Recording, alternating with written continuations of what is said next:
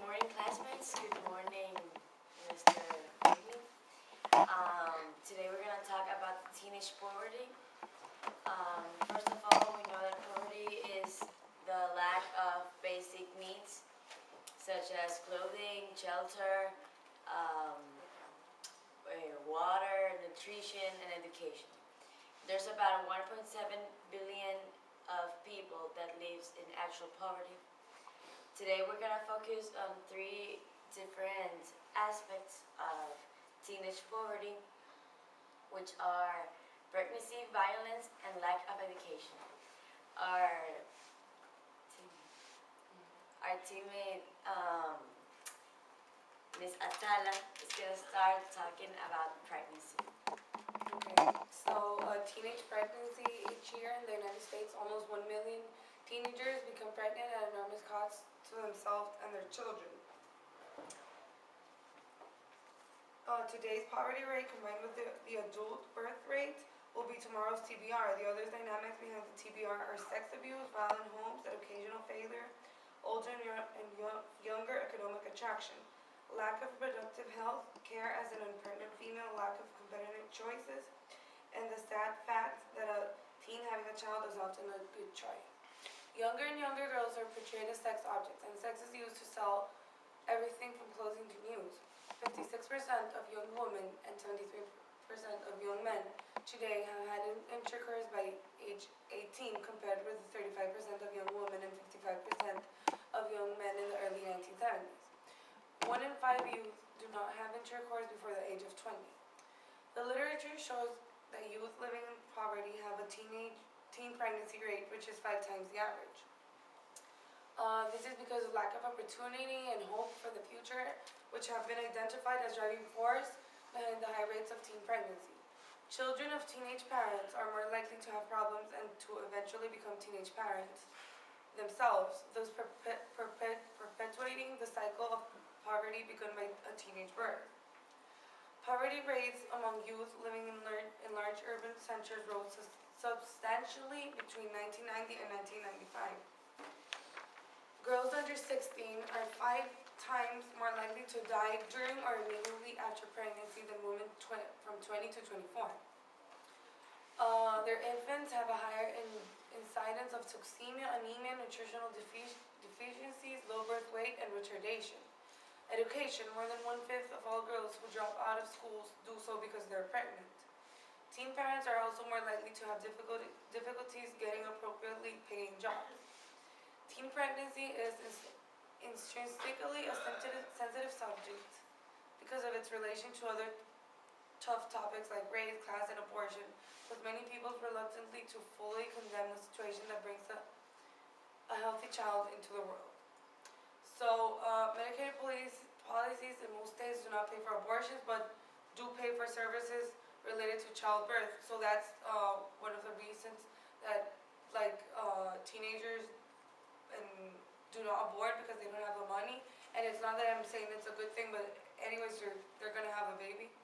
And the possible solutions that we have is, while low-income youth may not intend to have a baby, they may not be sufficiently motivated to avoid pregnancy. So without a prize beckoning from the future, a good job, financial independence, and marriage, young people from low-income backgrounds may have little incentive to delay childbearing. Adolescent pregnancy is viewed as a problem, having to do exclusively with teenage girls. Overlooked are the teenage boys and men who share equally in the responsibility. Their need for pregnancy prevention, information, and service is no less important. Teenage violence. Teenage poverty can lead to teens feeling unsatisfied with their current position and cause them to act in rebellious ways to seek an escape from their current situation. In addition, poor teenagers are most likely to be surrounded by other teenagers who participate in violent ways as an easy way out or in order to get respect. Many of these poor teens also join gangs in order to feel like they are part of something meaningful, and also as a way to gain respect, at least in their eyes.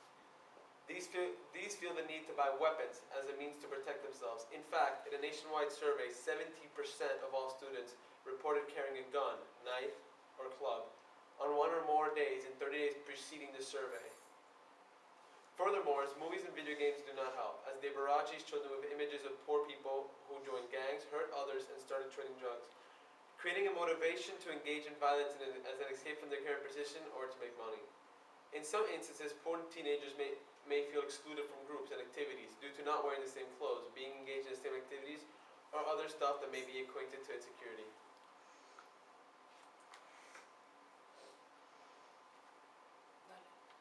A high percentage of girls who have sex before age 15 have been victims of incest or other sexual abuse. Further, half of the father's babies born to women aged 50 to 17 are 20 years of age or younger.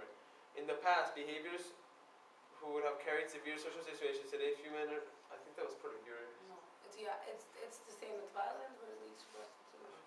Today, few men are prosecuted for having sexual relations with a minor, even though it is still against the law. Okay.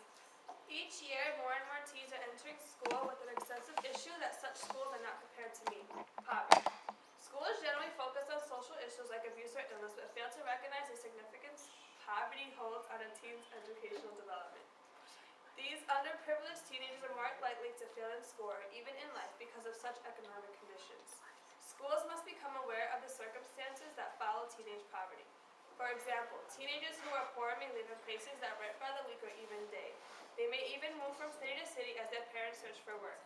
They may live in homeless shelters or suffer from issues that a normal teenager cannot even imagine. Problems like these interfere with their chances for success in school and life. Where might such students find time to study? How could they possibly focus in school? What is stopping them from just giving up?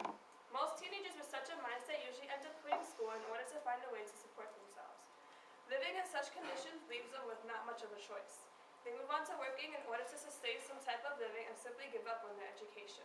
Obviously, we as a growing society, based upon educational development, do not want this. We need to develop other methods for such unfortunate young adults to consider. A good education is basically the only way to break the cycle of poverty for young people. In order to do so, we need to develop a need-based program for the sole purpose of improving the educational development of those who suffer from economical hardship. This program will provide any means necessary to aid those in need. This can range from shelter and food to tutors and scholarships for the active participants in the program. It will be considered a separate branch of the welfare system we have today. There would be shared funding and facilities because these similar programs in order to ensure that the subject can reach their fullest potential.